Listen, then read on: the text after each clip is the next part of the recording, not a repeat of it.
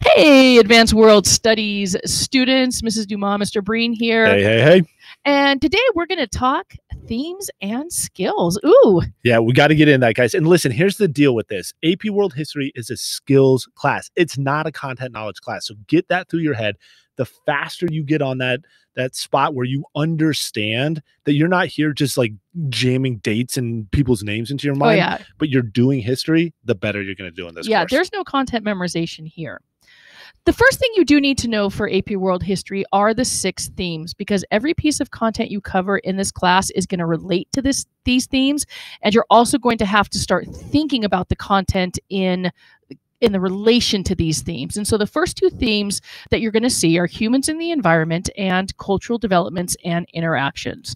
Now, humans in the environment are really, really simple. It's basically how have humans adapted to the environment that they are part of, or how have humans changed the environment to fit the needs of the humans during a specific time period. So that's a pretty easy one to cover.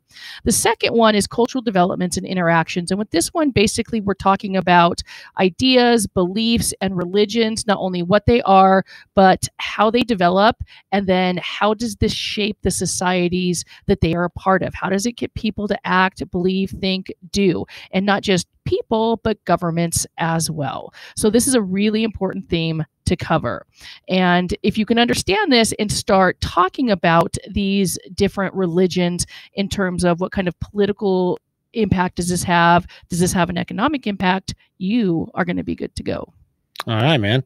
So next up, we got governance. And this isn't like types of governments and like who's got a king and everything else. We're talking about how like states and empires get formed. How do power structures develop? How does power get transferred from government to people? We call that administration. What sort of policies are governments going to create? And then what happens when a state collapses? All right. So we're going to get deep into the governance theme throughout the course of the year. Next, we're going to talk about economic systems. So as societies develop, they affect and are affected by ways that they produce, exchange, and consume goods and services. What does that mean? Well, we've got all these resources. We've got all these different people. They need jobs. We got to make money. If we're not making money, we're not using our resources, we're going to fail as a state.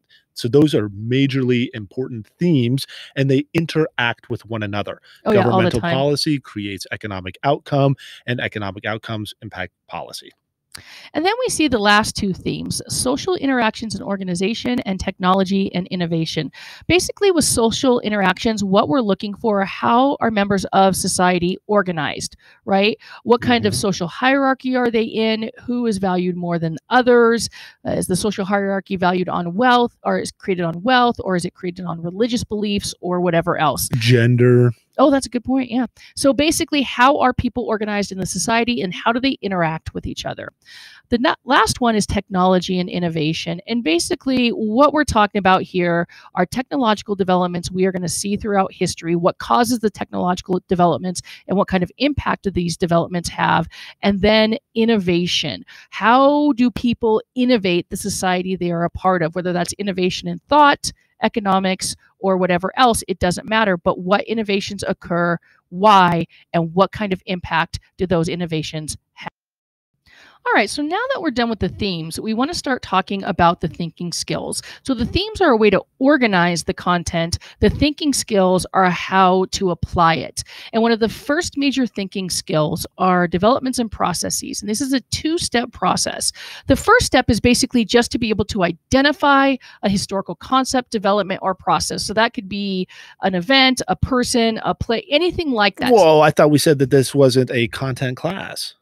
Well, you still have to be able to identify things. You can't do the skills without the content. All right, fair enough then.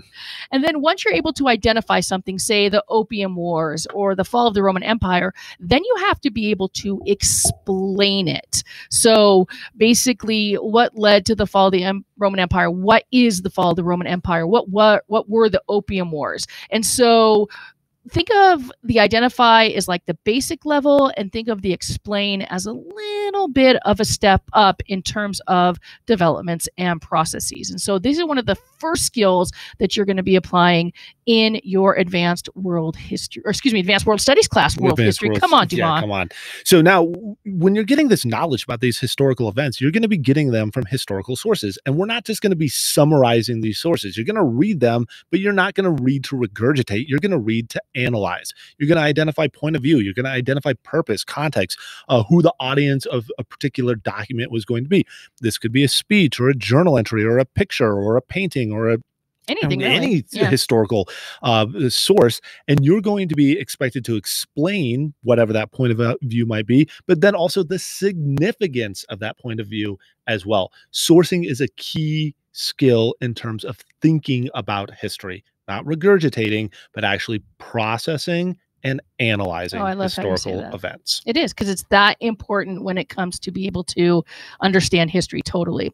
So the next one is contextualization. And this is one that students kind of struggle with, which is okay. Basically, what we're asking you to do is take an event or a person or a process or whatever it may be and understand it in terms of what else is going on.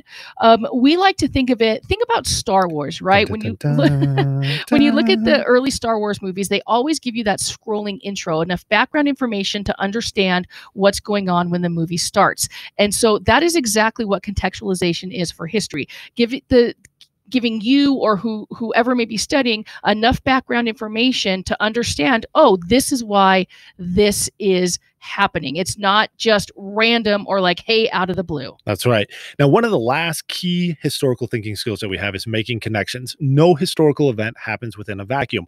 Oftentimes, we see patterning in history. Human beings solve the same problems over and over again differently, depending, or don't solve them, depending on a myriad of factors, right? So this is where we see our themes starting to spiral through our curriculum. That's where our innovations and our governmental policies and our social structures, all of these things matter. And then we could see, how does a group of people try to solve a problem in China in 1450, and then how is that same problem tried to be solved in North America in 1776 or whatever it might be. Historical connections help us process events.